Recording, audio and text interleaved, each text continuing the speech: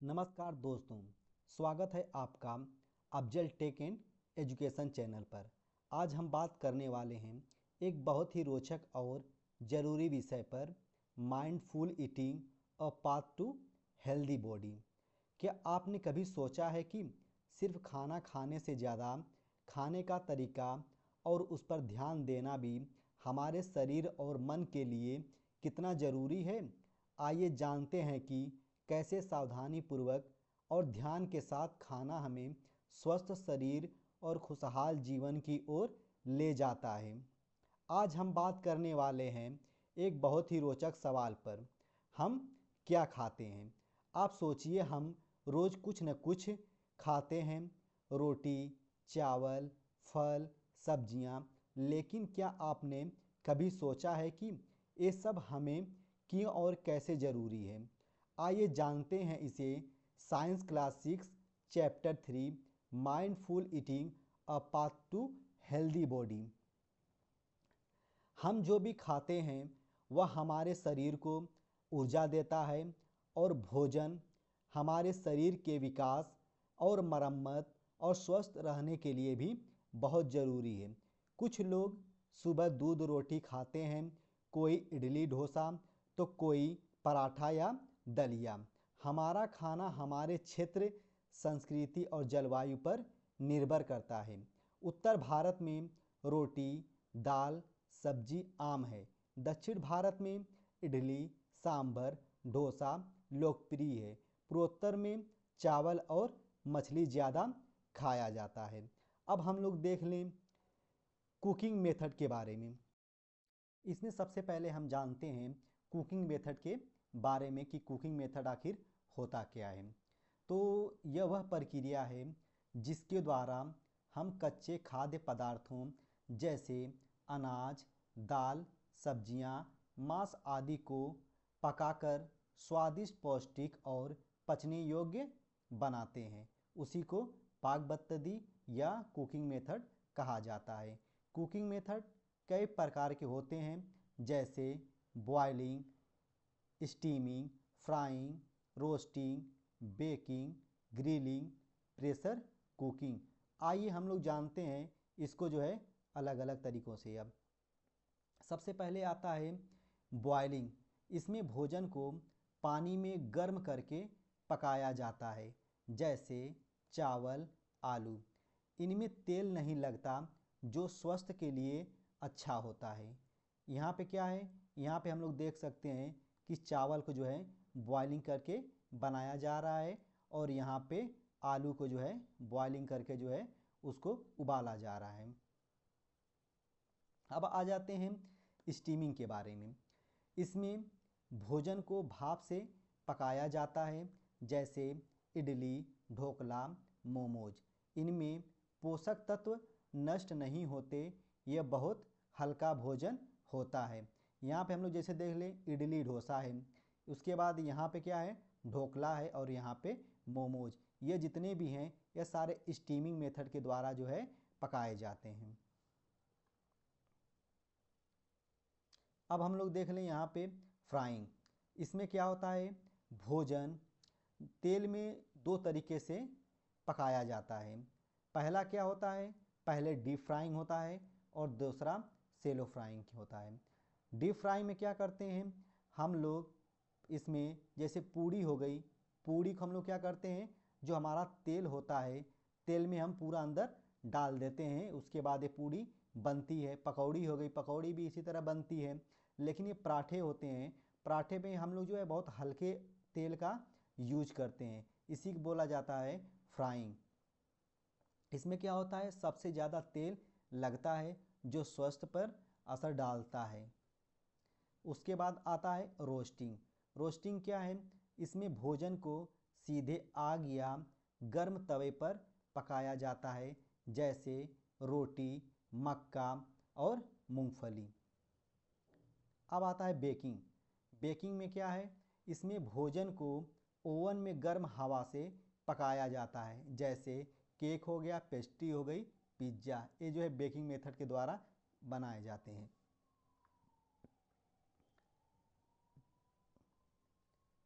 Grilling, grilling में क्या होता है, इसमें भोजन को सीधे गर्म धातु या कोयले की आंच पर पकाया जाता है, जैसे पनीर टिक्का और कबाब।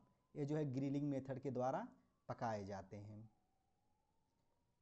प्रेशर कुकिंग, इसमें प्रेशर कुकर में भाप के दबाव से भोजन को पकाया जाता है, जैसे दाल बनाई जाती है, चावल और सब्जियां भी प्रेशर कुकर में बचाई जाती है। इसमें सबसे खास बात यह है कि इसमें समय की बचत होती है और ऊर्जा भी बचत होती है। अब देख लें इसके महत्व क्या क्या हैं, इम्पोर्टेंस ऑफ जो है कुकिंग मेथड। भोजन को स्वादिष्ट योग्य पचने योग्य बनाते हैं।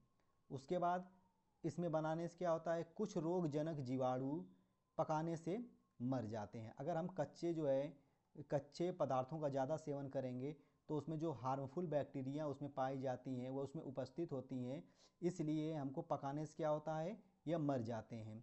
पकाने से भोजन की गंध और रंग भी आकर्षक हो जाता है, लेकिन अधिक पकाने से कुछ पोषक तत्व जैसे विटामिन सी नष्ट हो सकते हैं। अब हम लोग देख लें कंपोनेंट्स ऑफ फूड। जैसे हम लोग कोई भी जो भी फल खाते हैं या फूड खाते हैं, जो भी खाते हैं, इनमें कुछ कंपोनेंट्स पाए जाते हैं जो हमारे हेल्थ के लिए बहुत ज़रूरी होता है। अब हम लोग एक एक करके देखते हैं कि ये है क्या। हमारे शरीर को स्वस्थ, मजबूत और ऊर्जावान बने रहने के लिए भोजन बहुत ज़रूरी है। भोजन में कई पोषक तत्व होते हैं जिन्हें हम भोजन के घटक कहते हैं। यह मुख्य रूप से 6 प्रकार के होते हैं।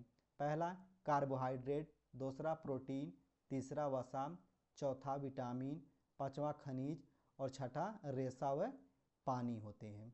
अब हमको देखना है इसके जो है पारी पारी इसको देख लें। सबसे पहले आता है कार्बोहाइड्रेट। कार्बोहाइड्रेट क्या है, सबसे पहले बात करते हैं कार्बोहाइड्रेट की। यह हमारे शरीर को ऊर्जा देने वाला तत्व है। जब भी हमें दौड़ना, खेलना या काम करना होता है तो ऊर्जा हमें कार्बोहाइड्रेट से ही मिलती है। किस में कार्बोहाइड्रेट मिलेगी, चावल में, रोटी में, आलू में, मकई में और गुड़ में, इन सभी चीज़ों में कार्बोहाइड्रेट जो है मिलती है। अब दूसरा इसमें क्या है, प्रोटीन है। अब बात करते हैं प्रोटीन की, जिसे कहते हैं शरीर बनाने वाला तत्व। यह हमारे मांसपेशियों, ऊतकों की मरम्मत में मदद करता है। बच्चों की वृद्धि के लिए यह बहुत ज़रूरी है, जैसे दाल, दूध, अंडा, मछली और सोयाबीन, इन सभी चीज़ों में प्रोटीन भरपूर मात्रा में पाई जाती है। अब आते हैं फैट के बारे में। तीसरा घटक है फैट। यह भी ऊर्जा देता है, पर इसे कहते हैं ऊर्जा का भंडार।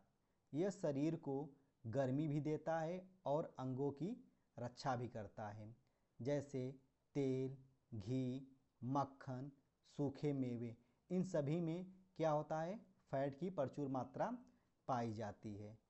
अब आता है विटामिन्स। विटामिन्स क्या होते हैं, यह शरीर को बीमारियों से बचाने में मदद करते हैं। विटामिन कई प्रकार के होते हैं, ए, बी, सी, डी, ई और के। विटामिन ए जो आँखों के लिए बहुत ज़रूरी होता है।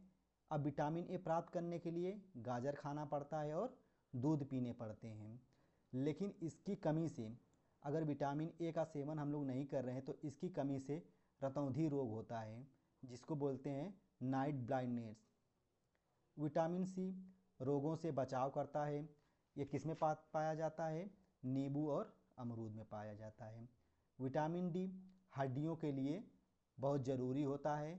धूप से भी हमें विटामिन डी मिलती है और अंडे का सेवन करने से भी विटामिन डी हमें मिलती है। अब आते हैं मिनरल्स। मिनरल्स जो होते हैं इन्हें खनिज लवण कहा जाता है हिंदी में। ये शरीर के विकास और मजबूती के लिए ज़रूरी है। जैसे कैल्शियम। कैल्शियम क्या होता है, हड्डियों को मजबूत करता है। आयरन रक्त बनाने में मदद करता है। आयोडीन मस्तिष्क और गले के विकास के लिए ज़रूरी है। अब बात करते हैं फाइबर की। फाइबर और वाटर, जिसे हिंदी में रेशा कहा जाता है। ये क्या करता है? पाचन में मदद करता है और कब्ज नहीं होने देता।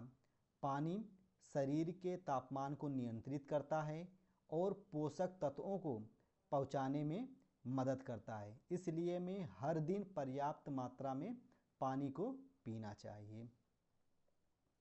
अब हम बात करते हैं test for components of food. हम जो भी फूड खाते हैं हमें उसमें पता होना चाहिए कि इसमें क्या है, किसी में प्रोटीन है कि नहीं है, किसी में कार्बोहाइड्रेट है कि नहीं है, किसी में फैट है कि नहीं है। इसको हमको जो है चेक करना पड़ता है। तो इसको चेक करते हैं सबसे पहले कार्बोहाइड्रेट का। अब कार्बोहाइड्रेट का है कि इसमें यह जानना कि किसी भोजन में कार्बोहाइड्रेट मौजूद है या नहीं है। अब मटेरियल क्या क्या रिक्वायरमेंट होता है? आलू या चावल ले लें, ड्रॉपर का यूज करेंगे और आयोडीन के घोल का। किसी खाद्य पदार्थ जैसे उबला आलू या चावल का छोटा टुकड़ा लें, उसमें आयोडीन घोल की 2-3 बूंदें डालें। ध्यान से देखें कि रंग में क्या परिवर्तन होता है। जब हम लोग ऑब्जर्वेशन करते हैं तो पदार्थ का जो रंग होता है वह कैसा हो जाता है? नीला या काला हो जाता है। तो इसका अर्थ है कि उसमें क्या है? कार्बोहाइड्रेट, जिसे स्टार्च भी कहा जाता है, उपस्थित होता है। इससे यह निष्कर्ष निकलता है कि पदार्थ में स्टार्च पाया गया है। इस प्रकार से किसी भी खाने में हम कार्बोहाइड्रेट की जांच जो है कर सकते हैं। अब आता है प्रोटीन। प्रोटीन जिसे बायोरेट टेस्ट भी कहा जाता है। इसका उद्देश्य क्या है? इसका भी भोजन में प्रोटीन है या नहीं है, इसको हमको जो है पता करना है। इसमें कौन कौन से मटेरियल की हमको ज़रूरत होगी पता करने के लिए? दाल, दूध या अंडे का घोल वाला पदार्थ हमको लेना है। इसमें सबसे पहला कॉपर सल्फेट लेने हैं और दूसरा कास्टिक सोडा, इसका ज़रूरत है। उसके बाद टेस्ट ट्यूब और ड्रॉपर का। अब प्रक्रिया क्या है? टेस्ट ट्यूब में थोड़ा सा भोजन का घोल लें। जो हमारे पास टेस्ट ट्यूब होता है इस टाइप का होता है टेस्ट ट्यूब। इसमें हम लोग क्या करेंगे? भोजन का कुछ घोल लेंगे। इसमें भोजन का कुछ घोल लेंगे। उसके बाद कॉपर सल्फेट की जो है 2 बूंद इसमें डालेंगे। जो हमारे पास ड्रॉपर है इसकी मदद से हम लोग 2 बूंद जो है कॉपर सल्फेट की इसमें जो है डालेंगे। फिर उसके बाद कास्टिक सोडा का 10 बूंद इसमें डालेंगे। उसके बाद कास्टिक सोडा भी 10 बूंद इसमें डालेंगे। टेस्ट ट्यूब को कुछ देर तक रखें और रंग में परिवर्तन हम लोग देखेंगे। परिवर्तन देखने पर क्या होता है कि इसका रंग जो है वो कैसा हो जाता है? पर्पल हो जाएगा या वायलेट हो जाएगा। इसका मतलब कि हमारे भोजन में क्या पाया गया है? प्रोटीन, मतलब प्रोटीन उसमें उपस्थित है। इस प्रकार से हम लोग प्रोटीन का ऑब्जर्वेशन उसमें कर सकते हैं। अब आता है तीसरा जो है फैट। फैट का हम लोग टेस्ट कैसे करेंगे? हम क्या करें? सबसे पहले इसमें जो हमें मटेरियल की रिक्वायर्ड होगी वह क्या होगी? मूंगफली होगी, घी होगा, मक्खन होगा या तेल जैसा पदार्थ होगा, कागज़ का टुकड़ा होगा, सादा सफ़ेद पेपर। यह एक साफ सफ़ेद कागज़ लें, उस पर भोजन का थोड़ा सा टुकड़ा जैसे मूंगफली या मक्खन रखकर थोड़ी देर दबाएं या रगड़ें। अब कागज़ को कुछ मिनटों तक सूखने दें। ऑब्जर्वेशन में क्या आएगा? अगर कागज़ का तेल जैसा पदार्थ या धब्बा दिखाई देता है तो इसका मतलब कि हमारे फूड में क्या है? फैट, मतलब फैट यहाँ पे पाया जाता है। इस प्रकार से हम लोग फैट की भी टेस्ट कर सकते हैं। अब इसमें कुछ सावधानियां हैं जो हमें बहुत ज़रूरी हैं। जैसे क्या है कि सभी टेस्ट ट्यूब और ड्रॉपर साफ़ और सूखे होने चाहिए। जो भी हम लोग टेस्ट ट्यूब और ड्रॉपर यूज कर रहे हैं वो साफ़ रहें और सूखे हों। दूसरा, प्रयोग करते समय रासायनिक पदार्थ को सावधानी से संभालने चाहिए। तीसरा, कॉपर सल्फेट, कास्टिक सोडा और आयोडीन जैसे रसायन तत्व या आँखों में न जाएं, बहुत सावधानी से इसका यूज करना चाहिए। उसके बाद चौथा वाला, टेस्ट के बाद अपने हाथ अच्छी तरह धो लेने चाहिए। किसी भी रासायनिक घोल को मुंह से न चखें, उसे खाने की कोशिश ना करें। प्रयोग किसी शिक्षक की देखरेख में करनी चाहिए। ये नहीं कि आप जो है अपने आप ही ये प्रयोग करना स्टार्ट कर दें। आपके पास कोई ऑब्जर्वर या टीचर हो, उसके रहने पे ही हम लोग ये टेस्ट करें। अब हम लोग देखते हैं बैलेंस डाइट। बैलेंस डाइट क्या होता है? ऐसा भोजन जो हमारे शरीर को पूरा पोषण देता है और हमें स्वस्थ रखता है, जिसमें सभी पोषक तत्व उचित मात्रा में हों, उसे हम लोग बोलते हैं बैलेंस डाइट। जितने भी न्यूट्रिएंट्स होते हैं वह क्या हो, उचित मात्रा में हों। मतलब कार्बोहाइड्रेट, प्रोटीन, फैट, मिनरल, ये सारे जो हैं एक संतुलित मात्रा में हों, उसे ही बैलेंस डाइट कहा जाता है। अब संतुलित आहार क्यों जरूरी होता है, मतलब बैलेंस डाइट क्यों जरूरी होता है? अगर किसी पोषक तत्व की कमी हो जाती है तो हमें कुपोषण हो जाता है। इसके वजह से हमें संतुलित आहार लेने चाहिए। जैसे प्रोटीन की कमी से शरीर कमज़ोर और दुबला हो जाता है। विटामिन की कमी से आँखों और हड्डियों की समस्या होती है। आयरन की कमी से खून की कमी यानी एनीमिया हो जाता है।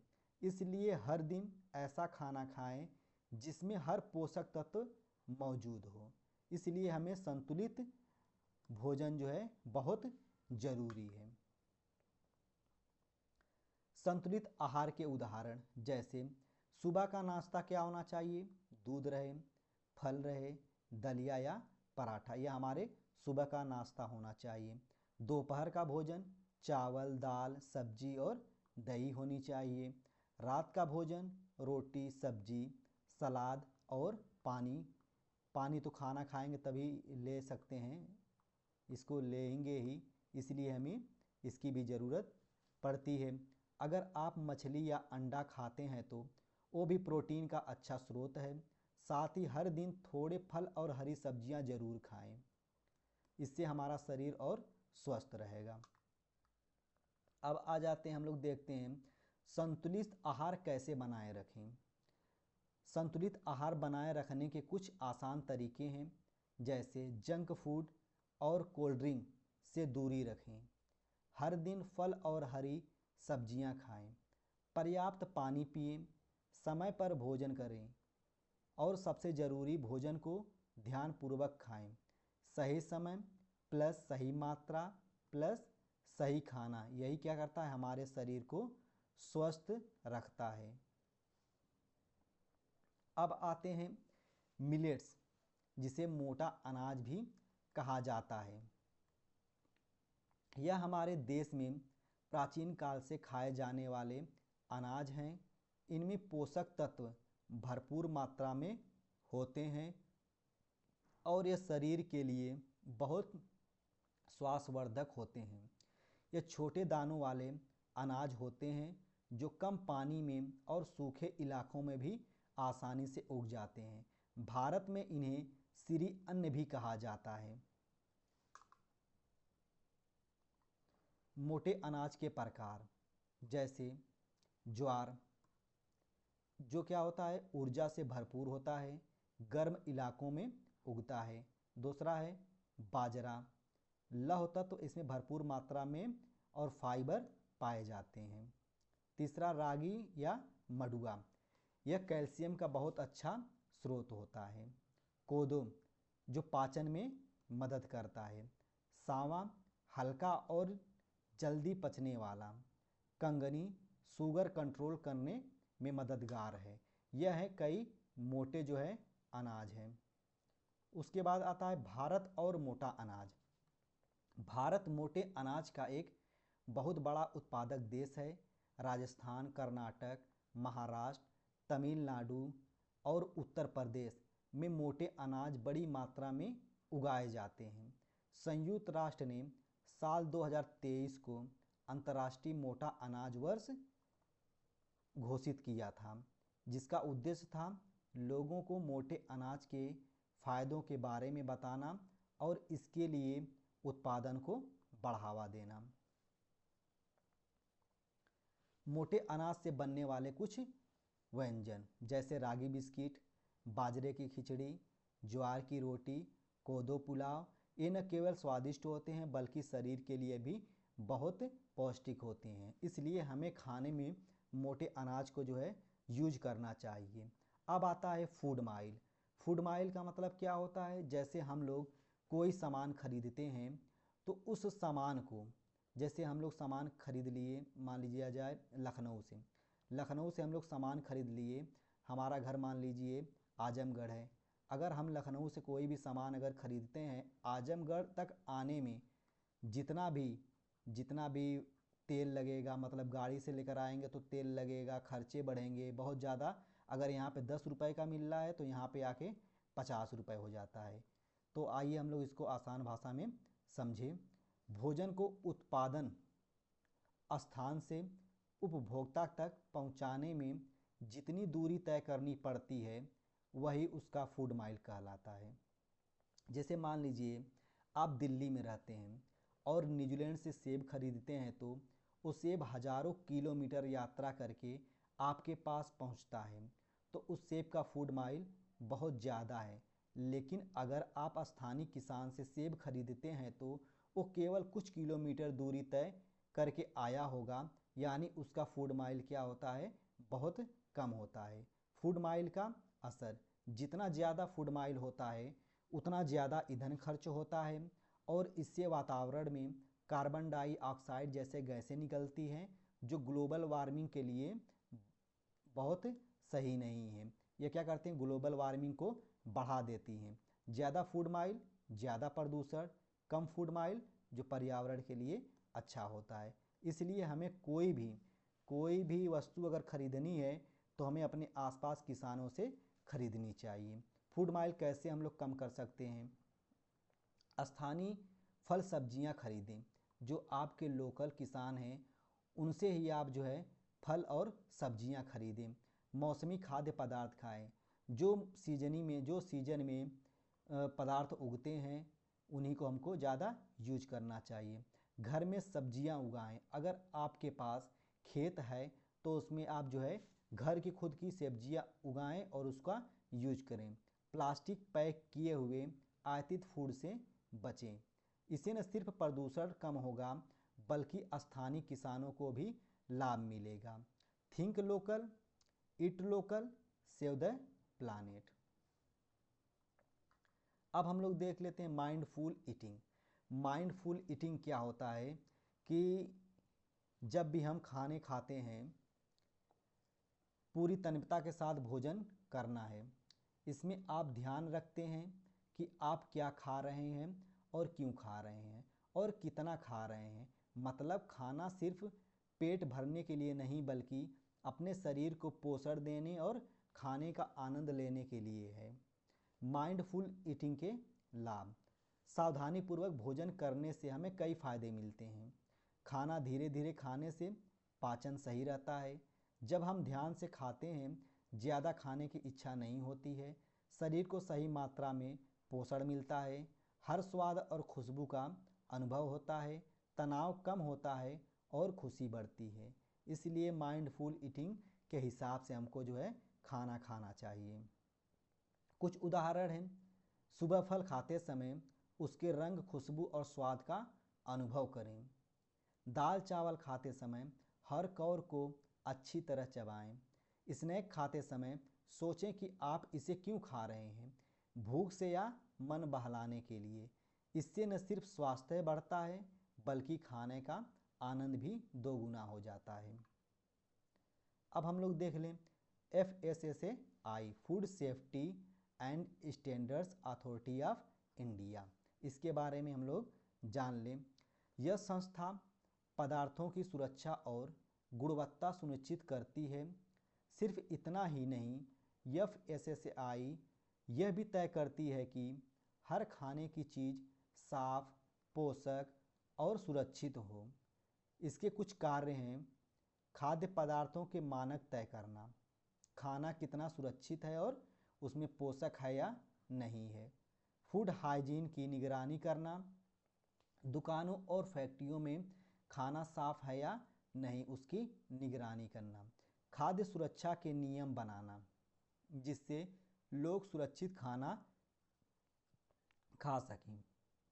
खाद्य पदार्थों की लेबलिंग, पैक्ड खाने पर सही जानकारी देना, जनता को जागरूक करना, स्वास्थ्य और सुरक्षित भोजन के बारे में जानकारी देना। लाइसेंस कैसे मिलता है? अगर कोई दुकान या फूड कंपनी FSSAI का लाइसेंस नहीं रखती है तो वह बिकने वाला खाना सुरक्षित नहीं हो सकता है। इसका लाइसेंस होने का मतलब है यह खाना साफ, सुरक्षित और मानक अनुसार बना है। इसलिए हमें हमेशा पैक्ड खाना खरीदते समय FSSAI का लोगो और लाइसेंस नंबर चेक करें। इसके कुछ टिप्स हैं। पैक्ड खाना खरीदते समय FSSAI का लोगो चेक करें। एक्सपायरी डेट और मैन्युफैक्चरिंग डेट देखें। साफ सुथरी और स्वच्छ दुकानों से ही खरीदें। बच्चों को हमेशा स्वस्थ और पोषक भोजन दें। इससे हम बीमारियों से बच सकते हैं और स्वस्थ रह सकते हैं। अगर आपको यह वीडियो अच्छी लगे तो आप हमारे channel Afzal tech and education को सब्सक्राइब करें, लाइक करें और अपने दोस्तों को शेयर करें। धन्यवाद।